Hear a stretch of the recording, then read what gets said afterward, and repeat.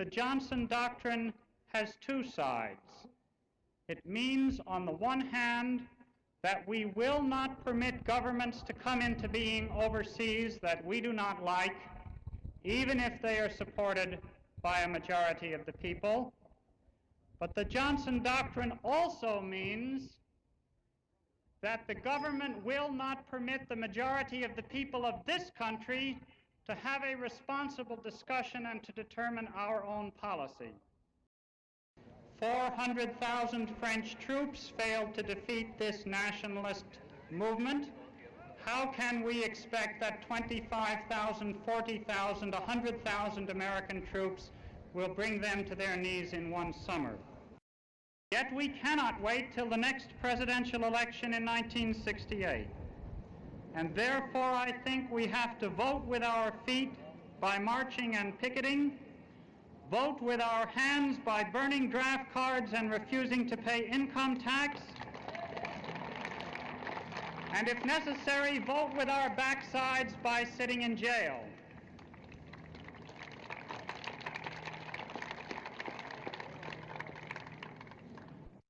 But finally, and most of all, I think that a strategy of nonviolent civil disobedience could be successful because I believe in the power of nonviolence.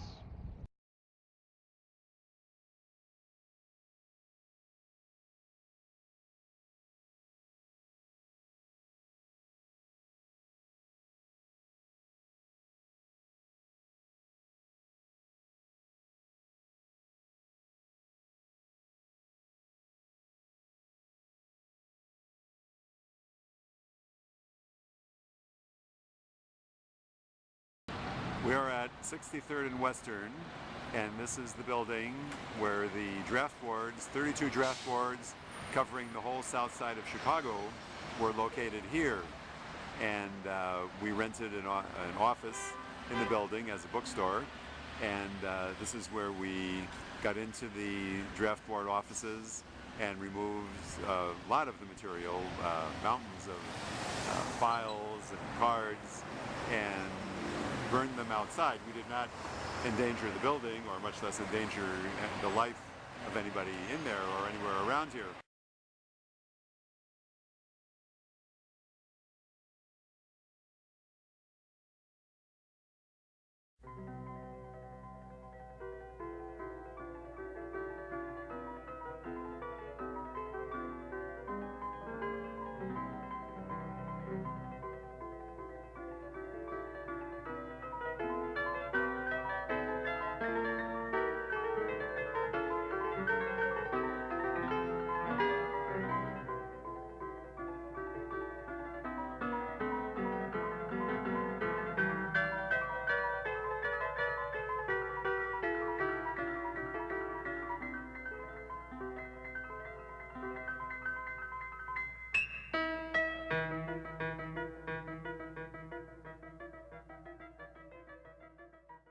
After being arrested, we were held in the Cook County Jail in Chicago for some days until we were released on bond.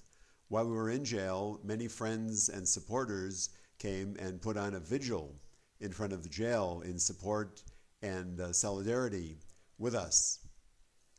Jumping ahead to 1970, on February 24th of that year, Judge Edwin Robson issued a gag rule, an order against us that we could not talk about the case.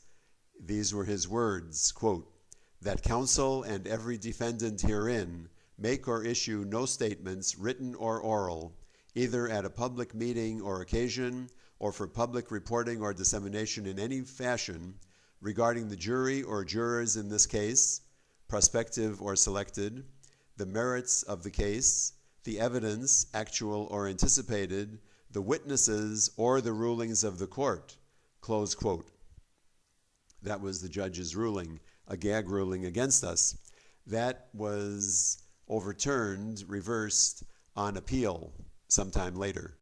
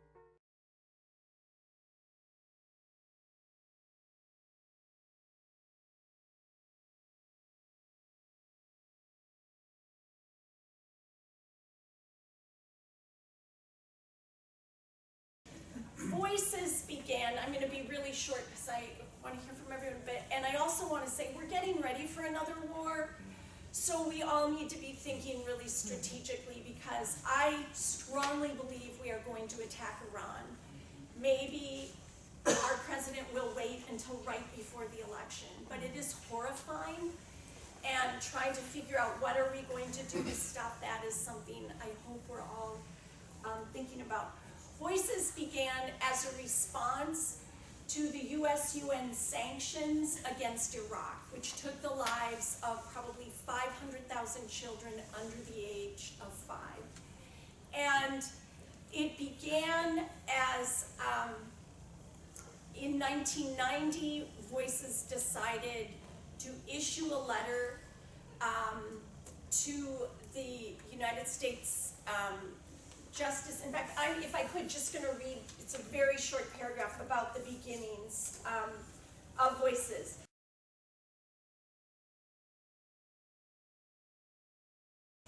In 1990, it seemed increasingly likely that the U.S. would declare war on Iraq following Iraq's invasion of Kuwait. I volunteered to join the Gulf Peace Team, an international encampment of peacemakers on the Iraq side of the Iraqi-Saudi border. You can't be a vegetarian between meals, quipped Eamon Hennessy, a co-founder of the Catholic Worker Movement, and you can't be a pacifist between wars. I went there as a convinced pacifist, and again, roots in these actions that we're talking about today, wanting to express a vigorous opposition to war. We were at the border for the first 14 days of the air war, and then Iraqi officials evacuated us, and they would be evacuated again eventually to Amman. By 1995, several of us realized that the Gulf War, over which we'd been willing to risk our lives, had never ended. It had changed into a kind of war that is more devastating, more brutal even than bombardment. Reports were emerging from Iraq that showed hundreds of thousands of children under age 5 had died during the most comprehensive state of siege ever imposed in modern history. And we, of course, are imposing sanctions have been against Iran, and the conditions continue to worsen. And to end, in December 95, several people who had been in Iraq before and during and after the Gulf War met at my apartment in Chicago to devise a nonviolent challenge to the UN-US economic sanctions.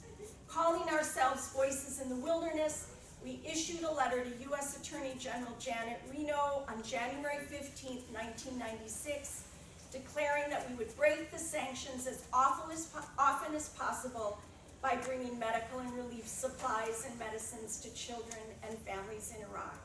We were informed by the U.S. Treasury Department that if we continued, we would risk 12 years in prison and $1 million fine.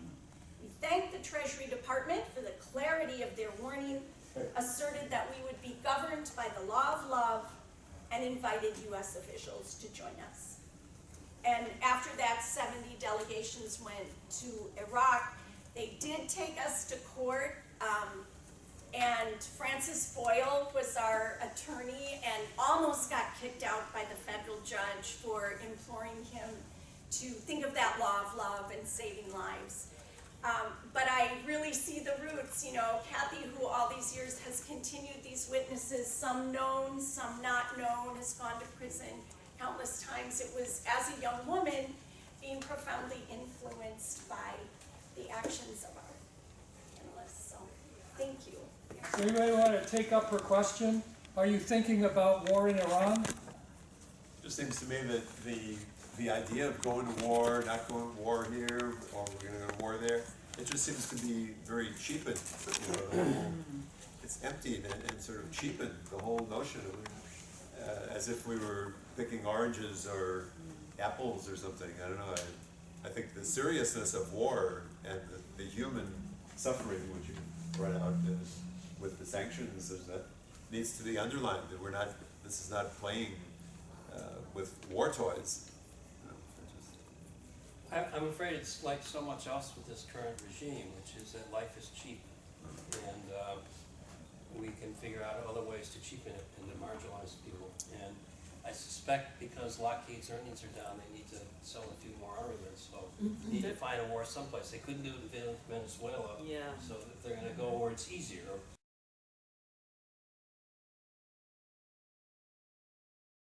One of the things I found so striking about the situation in Venezuela is, I listen to NPR, it's our kind of my major news source, and how lively the reporters for NPR talk about overthrowing the Venezuelan government as unjust and inhumane as it often is, as if it were like okay, Yeah. right? Like they talk about how's the attempt to overthrow the Venezuelan government going, Mr. General, and the blitheness of it, and the kind of this is just what we talk about, and we're just kind of going to frame this according to the terms given to us by, again, a regime. Are that's you at all profoundly concerned unjust. about violating international human rights?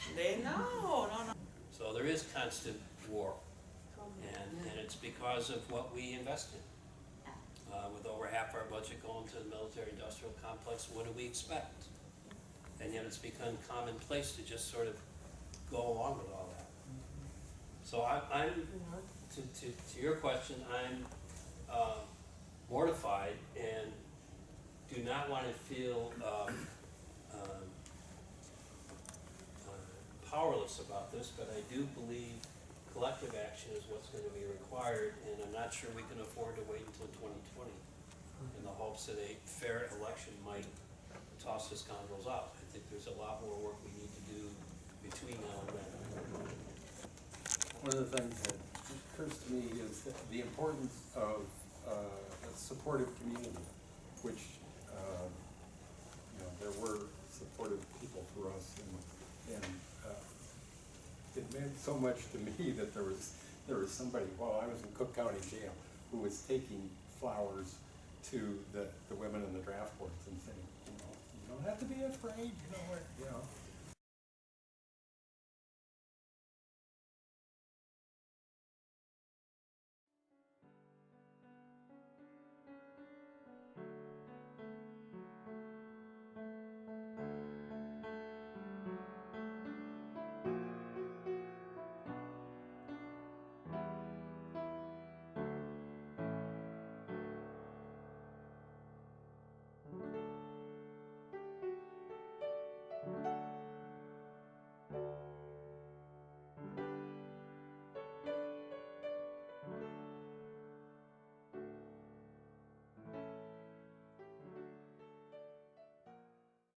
And the question of where do we go from here? I don't know, but it occurs to me if we've got a sign-up sheet with some email addresses, if people could put a check mark saying, would you be willing to be a revolving notification of here's something that some people might be interested in, here's something else that some people might be interested in. We're trying to stop war, we're trying to stop capitalism.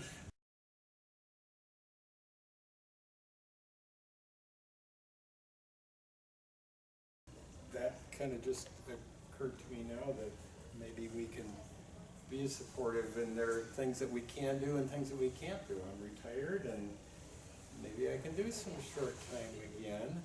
But I got grandchildren. I don't want to do a long time again, But what are the creative? Hopefully there'll be little sparks coming out. And oh yeah, let's gather around this, and this. So Chuck, that reminded me of Fred Chase's dad. In the video we saw from Joe about, what could he do? He brought something to his union because he belonged to it and he went to the convention. Yeah. And he still felt supportive of his son through everything, almost to the day he died, Fred's dad. So there was a mutuality and a love there. And it's a failure on his part. The 2,000 people there were 50 people that supported. Some of those 50 people might have gotten together, and there may have been things come out of that. And the 1,950, some of them the next week might have still been thinking about it in the next year. And, I think in light of the profundity of these actions and knowing how much was sacrificed for them. And, you know, my father, Tom Smit, had struggled for the rest of his life after the actions trying to find work, because a lot of the types of work he wanted to do, he at one point in time applied for a job at the post office. And my mother said, "You have a felony for destruction of government property. They're not gonna hire you at the post office." But he drove a school bus, that was okay. Community is a very important component of all of our experience. And one of the things that I just have to, I love the word compelled, I'm compelled to say that the Kings Bay Plowshare, the ground zero nonviolent community up in Sub-Base Bangor, leafleting every week, Jim Douglas and Shelley, every week in Alabama. I mean, there are communities that are following the Gandhian tradition of education and negotiation and direct action, and it's still happening. So though we're talking about it as if it's not, it really is. And we have to connect with our communities. And we have to maintain that message of the sanctity of life, because somewhere along the line, that has been diminished. Well, maybe just to follow up on Chuck's idea, we could pass a page around, and those who might want to be contacted, be willing to be contacted, no obligation beforehand, but to be contacted about possibilities of responses of various kinds. We could Put a box, have short an time, email. check, long time. Well, we have everybody signed in, Yeah, so somebody can, you know, Right. make a group email, and then you can decide, once you get that email, whether you want to continue receiving emails.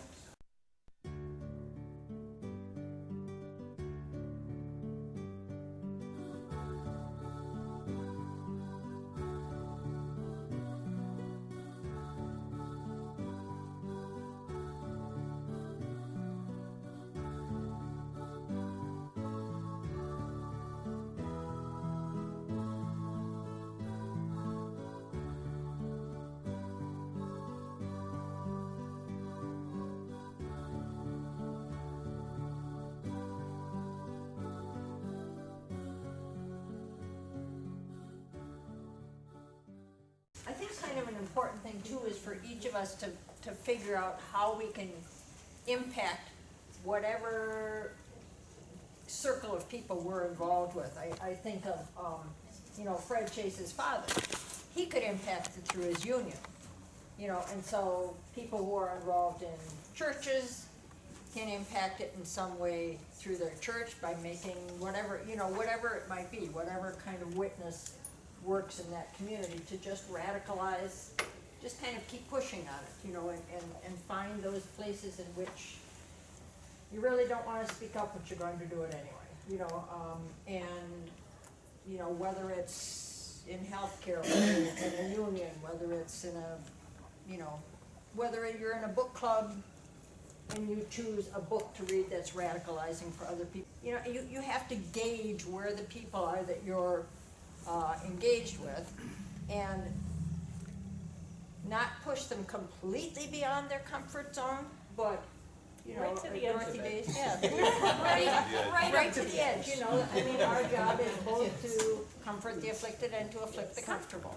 You know, and so just pushing and finding where you can find those places where the margins are going to push out a little bit and somebody's going to think of some new ideas, if nothing else, at least to be open to listening, to understanding of, oh, that person did something illegal, but I kind of see why they did it. You know, they don't have to be ready to do something illegal themselves or even necessarily agree with them, but just kind of push people to say, okay, just, you can be open to conversation about why this thing happened or why this thing is unfair. And, you know, each of us has some community of people that we can impact. I guess I have been spending some time, I have spent some time thinking about what we did 50 years ago, and I've kind of concluded all along that I guess I'll never know if it was really worth doing or not.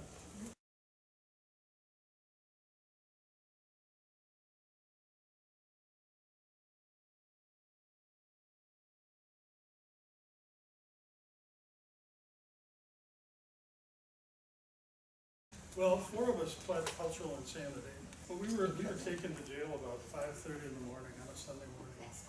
And there were 18, well, actually there were 2 women, so there were 16 men in one cell, and Margaret and Linda were somewhere else in there. But not in our same precinct station, I don't think. And somehow Frank Oliver, who was a notorious Chicago attorney, arrived in that jail cell before 6 o'clock.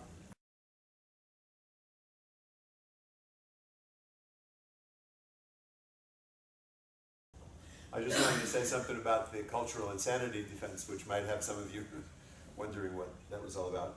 I didn't buy into it myself, but the strategy was very pragmatic. The idea was that people who thought the way we did, as compared with the vast majority of the population of the country, we must have been, statistically, it was all a statistical question of the definition.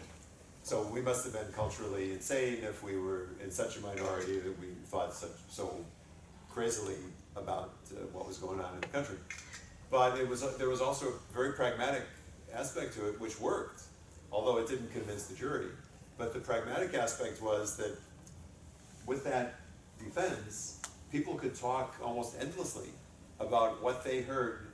So-and-so, for instance, I don't know, I suppose they all spoke about you, they say, well, I heard Bill Durkin giving this analysis of the history of the war and how it went back to French defeat in Dien Bien Phu, and then the U.S. prevented elections in Vietnam. You could just go on and on, testifying as to the state of mind of the others in that group.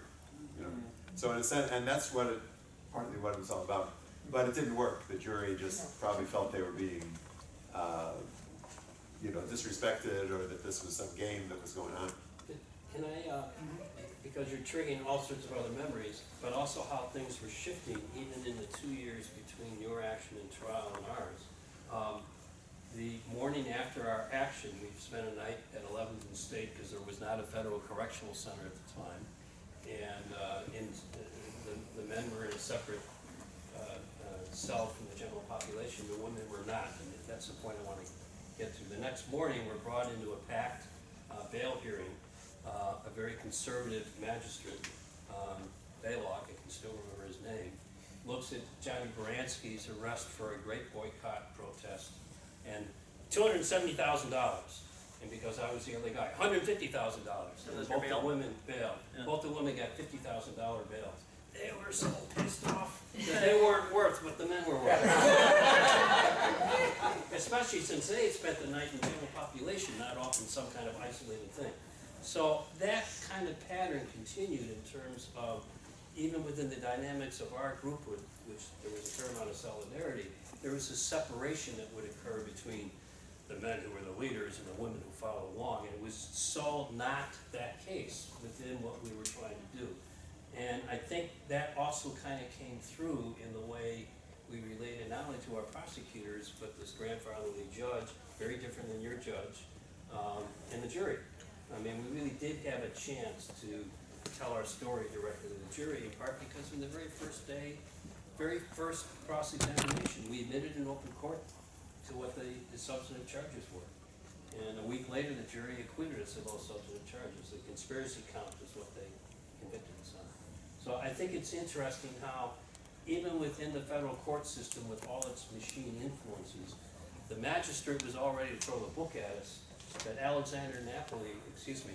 Abraham Lincoln Horowitz, who heard our bail hearing, and he immediately said, no, $5,000 apiece. And we were out that afternoon on $500 cash bonds. So very different environment than what you had even just 2 years ago. And I think it was a reflection of how the public sentiment about the war was at least more confused, if not entirely against it at that point. There was no discrimination from Judge Robson between men and women. I got the same sentence. Now, was that a federal trial? Yeah.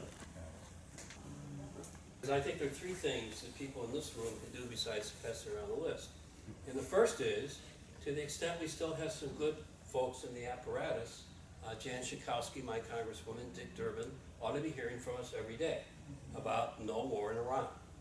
And it just ought to be by whatever means, because we can't let go of that remaining tool of small d democracy. Secondly, I think we need to use the tools that we have to communicate to other audiences about what's happening. And I'm thinking of more than Facebook, which I think is too much of a silo of people who think like me.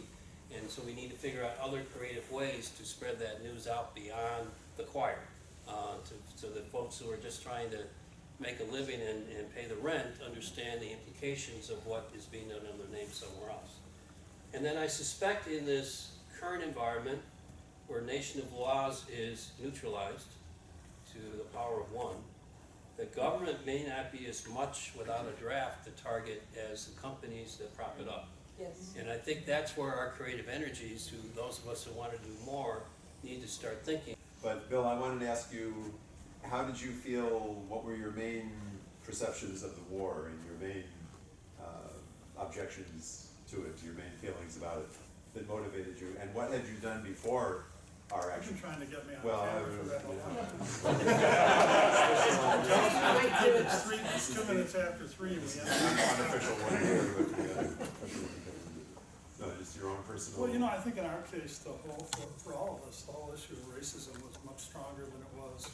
I mean, Catonsville is a wealthy suburb of Baltimore, and, you know, Milwaukee 14 didn't really have any application to different neighborhoods in the community, and so this was much more solidly kind of going after that aspect of it. You know, there were 28 million men who registered for the draft during the 1960s, and 7% ever went to Vietnam, and a whole disproportionate number was from poorer neighborhoods. So I just recall that as a much more motivating factor. What was your classification with the draft? Well, actually, I had been a student, and so I hadn't been inducted. And 6 months after, don't forget, 6 months after we did this, the draft was abolished and the lottery took place, and I was number 320 or something. So if I'd have been more patient, I would have been all right. Johnny and I were draft eligible at the point of our trial, except we had been fighting our 4D exemptions. And I was in the middle of trying to apply for CO status, and I never heard from my draft board after the action. I was gonna comment on that sort of spiral of radicalization, because I objected to a just war, and I sent a letter to my draft board saying, you know, I can't participate with this unjust war, so I'm resigning from your organization. And he says, there's no provisions. So I have an official letter saying there's no provision in Selective Service for resigning. Wouldn't join any club that would have me for a member. Yeah. So then I decided I could conscientiously apply for conscientious objector status, because I had come to the conclusion that all wars were unjust, and not this particular one, and applied for that. But I ended up at the Catholic Worker, and unbeknownst to me, this farm kid from Burbank, South Dakota, that this room I was sharing with 2 other people at the Catholic Worker House, one of them was Larry Rosebow, who was in the Milwaukee 14. And I was oblivious to the fact that there was some reason that Dan Berrigan came and Phil Berrigan came, and this draft burning happened. And this is the guy I was sharing a bedroom with. I had no idea before it happened. But there was a little bit of radicalization, and then opportunity came up to go a little further later on. I have a little item of business here, a little on-the-spot historical research. I'd like to know who of those of you on the inside wrote this, because this is a page from the FBI, and it's not a forgery, not by me anyway. Dated May 27th, 1969. Evidence. Mrs. Bertha Moss, Chief Clerk, Selective Service System, address and so forth, advised on May 26th, 1969, of the following item that was located on May 26th, 1969, by so-and-so of the board. She stated that the item, the below statement, was located by Mr. Zeman in the local Board 75 area of this office, and was picked up along with other loose papers off the floor on May 25th, 1969. but was located on May 26, 1969, during the process of sorting the papers. The statement is as follows.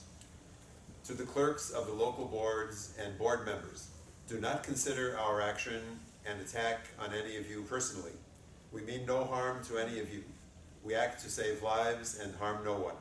After your anger has subsided, please reconsider what we have done. All of us are human beings trying to live our lives as fully as possible. To us, this meant action. We're not sure what it means to you. We would like to know. We had to act, trying to end the murder of men in Vietnam and the rest of the world. 35,000 men is 35,000 too many. We act with peace and love. Try to understand, and we will try to understand also. We will learn and grow together. We are brothers and sisters. Our unity is real. I nominate Margaret. Okay, can we get a historical fact finding here? Yeah, and, was it typed? It's typed. It's So by the we must have FBI. borrowed Well, their typewriter. typed by the FBI. Right, I mean, as the FBI is, So, right? who was inside? I was inside. Ed Gargan was inside. Who else Well, was? most of you. Both of you were All of inside. you except. You were inside. Just you and Pietro were outside. And Linda was Linda around was outside outside. with the reporters. Yeah. Oh, Yeah. So everybody, You and Kate, yeah, so does anybody know of you all who wrote this? We all take the fifth. They all take responsibility. I like Looking it. to see I like whom it. do we praise for this beautiful statement. It's a beautiful statement, and I think it Yeah. goes to what we've been talking about, Because we a whole didn't attitude sleep. of nonviolence and not trying to, in this case, much less doing any harm to, physical harm to any of the workers. Here we're talking about, please do not be offended by our action, even though none of them was there at the time. But it shows a real sensitivity. I love the fact that they say, once your anger has subsided. I mean, it's a real good human acknowledgement, like, Yeah, of oh course you're man, we angry. really screwed up your day, you know, in your job, and. Your collateral damage, we apologize. Yeah, and we recognize that you, in a sense, have a right to be angry with us. But once you stop being as angry, stop and think about it. I think that's kind of brilliant, actually.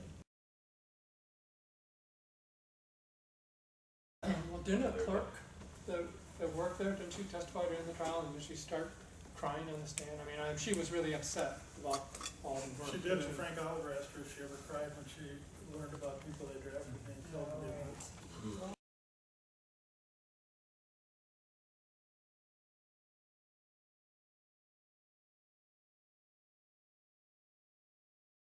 We had a clerk testify at ours, and she was still very nervous, and even in our questioning, we were trying to reassure her that we had not intended to upset her or bother her, that remember how we helped you call the police? I mean, it was amazing on cross-examination again, what we were able to do with the prosecution's witnesses the first 2 days of our trial. And it was largely because of stuff we left behind or said very purposefully in the draft board the afternoon of the action, which we knew we could bring up later during the trial. They really couldn't deny us stuff we had left there were part of the evidence, part of the testimony that people had given that day. But she was still very frantic. I mean, we were destroying her work, and she felt very possessive of my papers. It wasn't their papers or the government's papers. You destroyed my papers.